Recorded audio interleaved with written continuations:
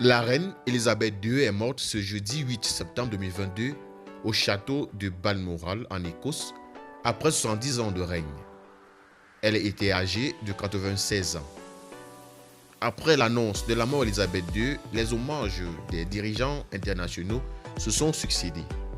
La première ministre britannique Liz Truss a décrit la souveraine comme le rocher sur lequel la Grande-Bretagne moderne a été construite, tandis qu'Emmanuel Macron a regretté le départ d'une amie de la France qui a marqué à jamais son siècle. Le prince Charles, fils de la reine Elisabeth II, devient donc le roi du Royaume-Uni et du Commonwealth.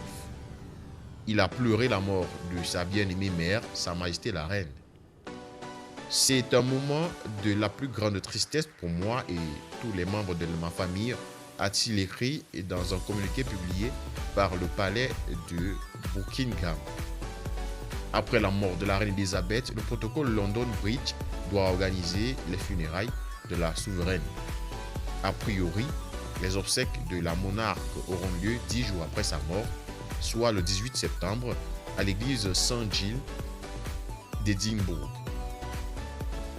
En plus des obsèques, c'est sa succession avec le couronnement du prince Charles qui se prépare. Charles III sera proclamé donc roi le 9 septembre 2022. Charles sera officiellement proclamé roi lors d'une cérémonie vendredi 9 septembre 2022.